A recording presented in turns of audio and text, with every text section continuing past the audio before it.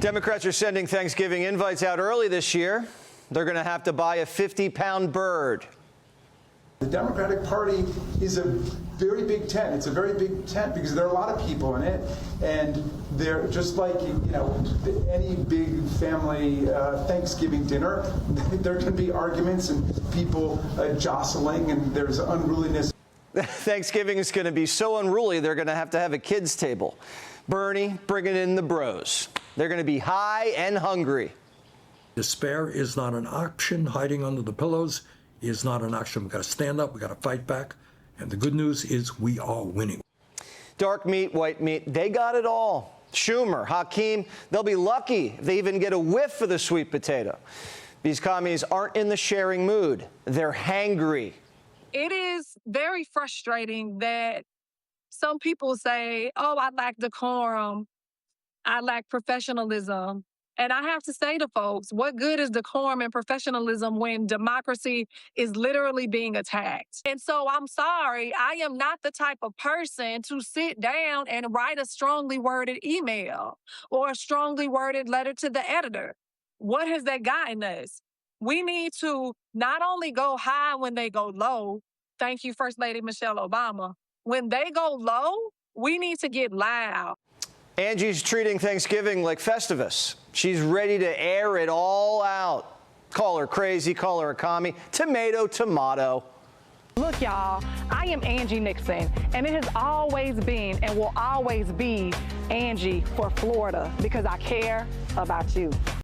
Angie's biggest weakness? She cares too much. She cares so much. Who has time for details? How much more would your proposals for Medicare for all, plus universal child care, plus no cuts to social insurance programs, how much more would that increase our federal budget deficit and the national debt? It would actually lower it because if you look at the research, and I don't have the exact numbers right now right offhand, but it is cheaper to have a Medicare for all program. Most politicians running for higher office have the exact numbers on hand, but not Ange. Ange and Abdul don't sweat the small stuff. It's actually not supposed to add up. You can't let reality get in the way of the sales pitch.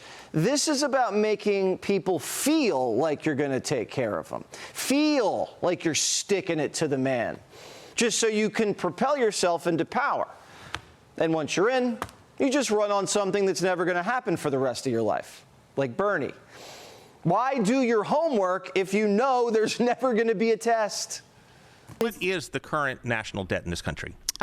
It is very high. It is 2D high, right? Well, give me a best guess. What is the national debt? It's too high, and the reason it's too high is because people like Ashley Moody and people like Donald Trump are only looking out for their campaign donors. Angie doesn't know what the debt is because she doesn't care. She doesn't need to know because it doesn't matter to her. Money grows on trees. Why count it? She's not even expected to know because if she did know, it would almost be worse. It's better to be a dreamer than be dense. If you know the numbers, you can't defend it. But if you don't know, you don't have to. Like Abdul. Didn't know how many illegals were in the country or how much Medicare for all costs or even how much the federal budget was. Now, say what you want about Barack Hussein Obama. He studied. This new crew doesn't come close, but they are trying. He's got a funny name. I got a funny name. He's tall and skinny. I'm short and thick. Anytime you hear a politician with a funny name, the Biden's ears pop up. I'll tell you one thing, who reminds me of Barack Obama in certain ways, just in terms of is Dr. Abdul al-Sayed. I find him to be an incredibly spectacular candidate, despite all the hand-wringing from people that call themselves, the leaders of the Democratic Party. Like, I don't even know your names. Is another Biden going to hitch a ride to another Muslim messiah? Abdul Hunter, that is a hot ticket. Both guys want to blow up the establishment. Both guys out for revenge. And they want what's in your pockets. And, like everybody says, oh, you got to, don't stop talking about taxing billionaires. It's the American bullshit. Yeah, just literally bullshit. You should pay the same amount in taxes as a percentage of your income as a school teacher. Mm-hmm. That's not a radical goddamn idea. That's not a socialist idea. Now, most billionaires don't have $1 billion in cash. The money's invested in their business or in the stock market. You start taxing wealth, American billionaires, they start selling stock and stakes in businesses. It'll crash the market and cause a recession. The communist agenda, well, the Cato Institute added it all up, $200 trillion. Even if you liquidated every billionaire, that only gives you $6 trillion. Now, Hunter's the smartest guy Joe knows, so he should know better. But at least he doesn't sound like an uptight academic. Axios, reporting that Democrats are deleting all of their woke posts and going back to saying homeless instead of the unhoused, criminals instead of justice-involved population, addicts instead of people with substance abuse disorders. Democrats are even starting to tell gay jokes. Are you gay? Only a little bit. A little bit. Yeah. I think more or less than 50%. What? More or less than 50%. 48.6. Okay. Yeah. Okay. Okay. Is this serious? If you were gay, would I be your type? No. A little bit more masculine would be, I think, my type if I was gay. Hunter has a real shot at this if he wants it. AOC, well, can't run another woman. Gavin, can't run another woman. More on him later. And Kamala, she's like the ex nobody wants to be seen with. Here's an Iowa Democrat. Watch. Johnson was recently interviewed, asked if Kamala Harris should campaign for him. He flatly said no. What do you think? No.